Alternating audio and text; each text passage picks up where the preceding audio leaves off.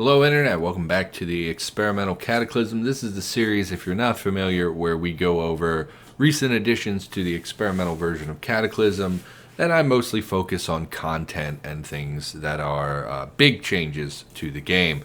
Now, it's been a couple weeks since the last episode. I wanted to touch on that a little bit. I did get some people asking where the video was. Two main reasons I have not recorded this. One is because we're currently having the feature freeze, which means it's slimmer pickings than usual. So there just wasn't that much that really stood out to me that I wanted to talk about. So that's one aspect. And then the other aspect is that if you've watched the channel for any length of time, you probably know that I have some mental health issues. And occasionally, there's not a lot I can do about it. I challenge it the best way that I can, but a lot of times my depression takes over my life and it becomes very difficult to be productive. And so for something like my Let's Plays, I can Let's Play when I'm in a bad mood or when I'm feeling really just terrible about myself because it's a game. It's engaging and I'm distracted by playing the game. And it's pretty easy to, maybe not easy, but I can pull out better than I usually can if I'm playing a game and I'm distracted.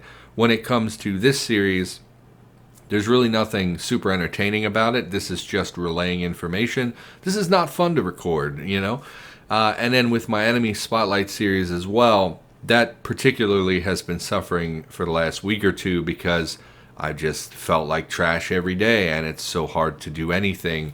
And those episodes are like 10 minutes long, but take like 6 or 7 hours to put together. And it's literally just work. And in those days, I don't want to work, And I challenge my depression as much as I can. And I've learned little tips to pull out of it when it gets particularly bad. I finally feel like I'm bouncing back from what was like a week-long just misery where I just wanted to sleep and not do anything and was hating myself and was pretty miserable. So just want to put that stuff out there. If ever there is a lapse in my videos going up, it's most likely because I'm struggling. And so bear with me or don't watch the channel because that's probably not going to be going away anytime soon. Now on to what we have to talk about. There's actually, again, not a lot. I've been looking at the change logs over the last couple of weeks. In fact, let me pull those up.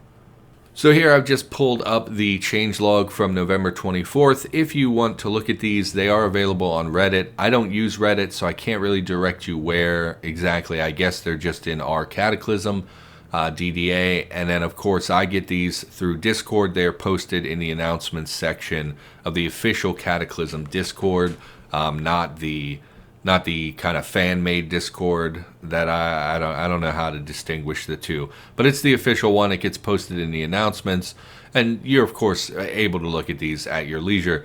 So just to take a quick look, there's really not a lot here that, would be things that we need to talk about. Do we really need to talk about adding outside furniture, like street lights, traffic lights? I mean, it's cool. I'm glad it got added to the game, but there's really not anything to discuss. Even the ones I picked for today, there's really not a lot to discuss. And we'll see that throughout here. It's mostly balance stuff and bug fixes. And so it's just not a lot of content to talk about. I generally focus on the top section, which is where the content is. And so again, do we really need to know that we added a sugar beet seed crafting recipe? I'm glad it's added to the game, but it's not something that really piques my interest. And so oftentimes, I look at these and I keep tabs on the GitHub and on the change logs, but there's not a lot that jumps out at me. I like new map gen, I like new scenarios and professions and things like that. And so there's just not a lot to talk about. So let's just jump into what we've got going. Go ahead and close this. Gender-specific clothing on corpses, part 2. So this is a part of a larger push towards making clothing that spawns on creatures a little bit more specific. And so if you play Cataclysm, basically there's no gender specified for a creature until it drops the loot. So before killing a creature, it's just a fat zombie, right? There's no fat zombie. I had an idea a long time ago about splitting up like all creatures into zombie male and zombie female variants. That's the wrong button. And zombie female variants, so that you could tell at a glance what gender that particular creature is. That's logistically a nightmare to do, so I don't think that that's going to be done anytime soon. So the best that we're going to get is having the clothing that they drop a little bit more gender specific. So previously you would find mismatched clothing because of the way the item groups were set up, and this is a push to make it so that it's a little bit more sensible. You know, you can talk about how men will occasionally wear women's clothing and women will wear men's clothing, and that clothing is not actually gender specific, but you can say that for the vast majority of the population, and of course there's overlap, but there are gender specific clothing. Like here it's referenced, tuxedos are primarily worn by men and dresses are primarily worn by females. And so these are being split into groups that make a little bit more sense so that they don't, you know, the way they were set up before, it literally just randomly pulls clothing items. You know, you would often have gaps in what clothing is being worn and things like that. And so now they're just pulling out certain clothing and setting up the item groups a little bit differently so that they fit and make a little bit more sense. So happy to see that. I'm not sure how deep they're going to go with this, but most zombies pull from the exact same item group anyway, so it wouldn't be that much work, I wouldn't think. But thanks to Knight for doing this. I think it's great. I think, and then someone, as specifically asked about zombie children because they could spawn with wedding dresses, which is weird. And that's something that, you know, has been discussed a lot previously. So, you know, it's steps in the right direction. Always happy to see things like this. And it brings us a little closer to having more information about the creatures we kill. Like I said, I'd love if there was a way to look at a glance and tell a creature's gender. It would help me out as a YouTuber to be able to say he and she rather than they or it all the time. But that's such a small, it's so much work for something that's a relatively small benefit. I would not expect that anytime soon. Next, from Xenomorph, we got added a new profession called the Kitted Survivor. It's really just a basic creature or basic profession that starts with a special survival kit, which has a lot of tools in it. I see it got mixed responses here. I'm going to pop in game and show you what that survival kit looks like. So once again, I recorded an entire section of this video and then forgot to swap my recording source, which means I just wasted about 5 minutes of my time. So, Kitted Survivor, yes, Kitted Survivor currently costs 1 point, which it seems reasonable to me. I think that you basically are starting with basic clothing and then the survival kit, which gives some beneficial items. I think maybe it should be more like a -2 points for this particular profession, but it doesn't really matter. I find that professions are more about role-playing than actual point-cost balance. I think a lot of them could do with the rebalancing. Actually, I think someone did that it doesn't matter. Anyway, let's jump in the game so we can look at what we get out of this box here. Okay, I messed up several times, but here I'm actually in the game with the Kitted Survivor. You'll see that we start with basic clothing as well as a wristwatch, which is a nice addition. Most classes at this point start with a cell phone or a wristwatch. And here we have a survival kit. Survival kit is a prepackaged item just like the go bag. So if we look here, it will tell us we will get a folding knife, a flint and steel, a whistle multi-tool, a foldable plastic bottle, a glow stick, 4 flares, water purification tablets times 15, 1 pocket survival guide, and 1 survival kit box. It is a small box filled with tools and items to help you survive in case of an emergency. Disassemble to get its contents, and yes, like the go bag, you will disassemble this and it will drop the items on the floor. Here it's displayed as an exclamation point. I do believe some of these items are new. I've never seen a whistle multi-tool or a foldable plastic bottle in the game before. So let's take a look at those really quick. Obviously flares you're familiar with. Flint and steel functions as a fire starter. The folding knife can give you cutting abilities, which is pretty handy early game. Glow stick is light. Let's look at the whistle multi-tool. It is a cheap gadget combining a whistle, thermometer, magnifying glass, and compass. So that's pretty interesting. Again, I've never seen this item in the game before. Seems like something that can be situationally useful, but also not really very often useful. Pocket survival guide, which I'm not sure what you get from the pocket survival guide. Let's read that really quick. And so here it will train your survival to 2 from 0, which is pretty nice. So that's a good item to have on day 1. Let's also look at the foldable plastic bottle. It is a non-rigid plastic bottle for easy storage. It holds 500 milliliters of liquid. So let's pick that up. If we look at it, you'll see it only takes 0.01 liters. and it's listed as not rigid. Now this functions similarly to the backpacks in the game, where if you, does this have anything in it? It does. So 12 bottles. Oh, somebody must have changed the evac shelters, because this is just a ton of stuff. That's nice. I mean, the evac shelters needed a little bit of boost. They were basically completely empty, which never really made sense to me. It's a government building that should be stocked pretty well. So, yeah, nice to see that. But anyway, back to the matter at hand. It was taking up 0.01 liters. If we unload... What do you mean I don't... Oh, they're frozen. Never mind. Basically, if we unload an item... This should have fluid in it. No? Okay. Basically, if we put fluid in this bottle, it will expand the bottle's size. So currently it takes up 0.01 liters in our inventory. If we filled this to the brim, it would take up 0.51 liters in our inventory, because it expands based on the volume inside of the bottle.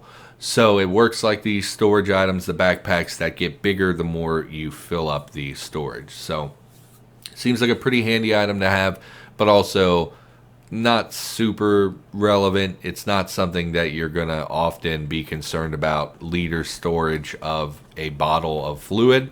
So it's nice to see new items come in the game that didn't exist before, but it's not something you need to prioritize having. It's not a big deal if you had to go with a regular water bottle, for instance. And the other stuff, I don't know. Getting a knife on day one is pretty handy. Getting any kind of tool on day one can be handy, but the tools that come with this are not really relevant. Having some light sources, a fire starter can be pretty valuable on day one. Water purification can be valuable for new players who don't know how to secure proper water sources. And so I would say that this should be more like a 2-point profession, that it should cost 2 points. You get a means by which to tell time, you get a knife, you get a water container, you get water purification, and you get a fire starter. All those to me say 2 points, but I'm not real up to date on what should get what amount of points. That's something that I think was rebalanced a little while ago, because a lot of them were a little wonky with how many points they cost or give. So yeah, I'm no expert, but it seems like a neat profession. Certainly probably not something I would use. I would generally recommend backpacker if you were going to go for a low impact start, just because that gives you basically a backpack and nothing else, which has always felt really proper to me. I don't know if I would go with something like this, but I could see new players, it's basically handing them a bunch of supplies that they might not be able to find on day one, and they might not know enough about Cataclysm to work around those limitations. So I'm all for it. Always nice to see new professions come to the game. Next from Irk. Now this is actually a pretty big thing, but the reality is I'm not going to go through all the stuff that's being changed, just because honestly I don't understand a lot of it. I didn't feel like sifting through a bunch of different commits where I'm not super familiar. Basically, this is an effort to rebalance fungal creatures. If you've played Cataclysm for any length of time, you've probably encountered the fungus that lives around the world and whatnot, and can be really just a big old pain in the ass, in my opinion. I have not played with fungals pretty much since I started playing Cataclysm. I played 1 or 2 games where they existed, and I found that the rate that they spread by, the infection on your own character, the difficulty with which you, like the amount of work, basically fungal monsters, I find, take Cataclysm, which is a fun game that I love very much, and it turns it into a real slog. It turns it into a tedious, unpleasant process of ridding the world of these fungal monsters. That's not fun to me, and so for a long time I've played with them turned off. What it sounds like from Irk here, and probably from more people than just Irk, is that fungals needed rebalanced and needed some work done. And so in an effort to take care of things before point E, 0 point E, he's doing some stuff that's supposed to rebalance fungals. Now, I don't know exactly what he's doing. I'm not really up to date on what fungals are like these days. I don't know enough about them because I don't play with them. If you want to look at this will be in the description down below, a link to this GitHub.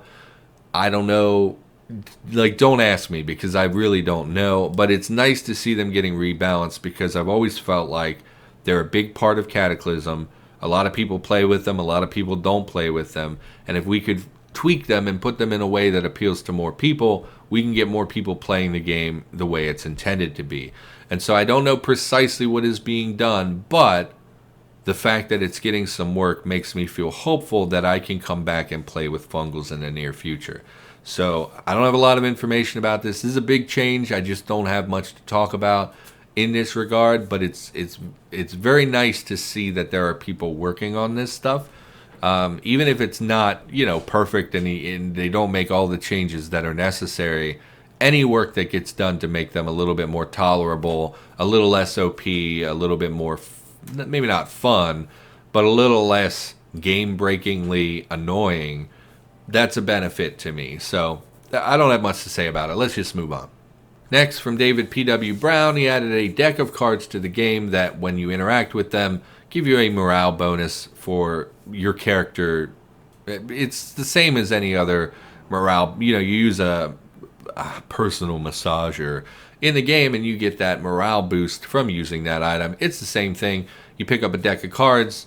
You basically are simulating that you're playing a game of Solitaire. You activate the cards and they give you a morale boost. So relatively small thing, but also nice. Reminds me of The Long Dark, where really the only thing you have to pass time in that game is a deck of cards. And it makes sense. Really no reason for this to not be in the game. Thank you, David P.W. Brown. It's a small change, but it's nice. Pick up those cards when you see them. Next, from Frizz, we got a new starting scenario. Starting scenarios are some of my favorite changes that come down for Cataclysm, because to me the most exciting part of Cataclysm is that first day or two when you're struggling to survive. And that's based largely on what scenario you choose. So we've gotten a Migo camp starting scenario. If you're not familiar, Migos have camps set up around the world. They are horrifying places that I have never explored because I've never really been equipped to explore them. They're definitely end game locations. And this puts you in that situation where you are either a person who has been captured by the Migo and you basically start naked with nothing, or you start as a somewhat geared up would-be rescuer, which means that you're someone who has arrived to rescue the people who have been taken captive. It is a winter-only start, since the Migo only start capturing people later in the game. Not much to say about it. This is for sure a challenge scenario. It's definitely not something that the average player will ever be able to overcome. We have a few scenarios like that are just absurdly difficult that very few people can actually complete. I'm okay with that. I saw some people complaining about the difficulty of this. I'm fine with that. It's a challenge. It's not meant to be... Some of them aren't meant to be easily survivable. People often say the lab, there's only one real way out of the lab, or there's only a couple ways out of the lab. It's too hard. There are turrets. It's so, it's too much. You can do it. You have to work for it. And it's certainly not the easiest start you could take, but that's the point. You're starting in the lab because it's a harder thing to do, without tailoring your character a specific way. This Migo camp is far and away more difficult than that, but it's also something that's not going to be survivable probably 80% of the time. Very rarely are you going to start, especially if you start as a naked captive, you're very rarely going to be able to escape that situation. And your best case scenario is probably just hide, run until you can get out of there. So, I don't think that the difficulty is really an issue. I think it's cool. The camps exist in the game. You might as well add them as a starting scenario. Migos have very good vision, so it's going to be very difficult depending on... it's going to be tough. Why don't we take a look at that in the game as well, just to see where that plops you out. Oh, I never did mention that we got this lovely Turkey Day splash screen here. We have the Cataclysm Turkey Day ahead, and we got this little gobbler right here. Now, of course, as I'm recording this, it is now December, so I would have thought this would be gone already. Both Canada and America have had their Thanksgivings. But, it's cute. I really like ASCII art. It looks pretty good. And, I'm sure we'll get a Christmas-themed splash screen in the next couple of days. So... Now, I'm not going to play this scenario out or anything. Of course, we don't have time for that. But I will start a challenge in the Migo camp.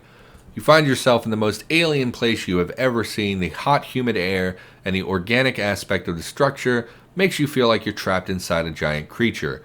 Whatever it is, you need to get out of here before they find you, and they is capitalized. So we'll go to the professions just to take a look. Being a captive earns 2 points, and being a rescuer costs 3 points. How many do you get for this scenario? 8 points. Okay. So minimally, you're getting 5 points from this scenario because it gives 8 and it costs 3 to be the rescuer. And at maximum, you're gaining an additional 10 points from this scenario. 8 for the scenario, 2 for the being a captive. You'll see the captive starts with literally nothing. And the rescuer begins with, looks like, really don't like, it said in the GitHub that you were somewhat geared. I suppose those skills are somewhat valuable, having dodging and such, but I don't love the loadout. You do start with an M4 and 90 rounds, plus presumably a round, a clip in your M4. So I don't think it's terrible. I don't love it though. I really thought it would be a little beefier than that. Okay, so I tried to jump in the game just to show you kind of where you will spawn and things like that. And I decided, it's a little spoilery. I'd rather you be able to experience it for yourself. Plus, the tile set I have is not really updated, so it was ASCII only, which is a little hard to look at, and I know some people don't like that, myself included. So it is a new start scenario. It is challenging. We immediately were beset by Migo. But yeah, dive in for yourself, test it out, see if you're one of the people that can make it out of there safely. I don't know that I have the skill or patience to really do that. But yeah, it looks interesting, and it's always nice to see new scenarios, so I thought I would throw that out there. And then finally, from 10 Millimaster, we have I Know Now Why You Cry, Shotgun Editions. And I took a look at this. Basically, if I understand it right, it's adding certain shotguns to the game that did not previously exist. It's rebalancing existing shotguns, and there was an emphasis on civilian availability versus military or police availability. And so I think it's going to also rebalance the spawn rate of certain shotguns in the game. I'm not going to go over everything that they've done. It's not like a ton of stuff that they've done, but they've done a fair bit of work here. There are, of course, you can look at this in the description down below to find the link to this page, and you can read it more in detail. But the gist of it is we're getting more shotguns than we had previously. The shotguns that already existed are being tweaked somewhat, and the more militarized or police versions are probably going to spawn. Well, I mean, I just don't know. I don't know what is being made more common and less common, but there has been some tweaks to the spawn rates of these items as well, and what groups they appear in. So it is some shotgun work. Again, I don't have much to say about it other than seems like they put a lot of work into it. Seems like they did their research. So thanks for doing this. Always nice to see that kind of work. Yeah, I just don't have much to say about it. So that's probably going to do it for this episode of Experimental Cataclysm. Again, there really was not that much that I was really interested in. Like the shotgun changes is interesting, and I'm glad that somebody is tweaking and adding new items. But ultimately, it doesn't interest me too much, so I haven't really invested in looking behind the scenes and things like that, because it just seems like to me, oh, we're adding new guns? Okay, cool. I don't need to spend a lot of time thinking about it or finding the exact details of what was added and not added, and what was tweaked and what wasn't. That stuff is not super interesting to me. So yeah, there's just not a lot going on. Again, we had the feature freeze. There's relatively few things coming down the pipe. It's mostly bug fixes. It's mostly tweaks. It's mostly, because we don't need to talk about every little thing that changes in Cataclysm. So slim pickings a little bit. I'm sure that will be changing in the future.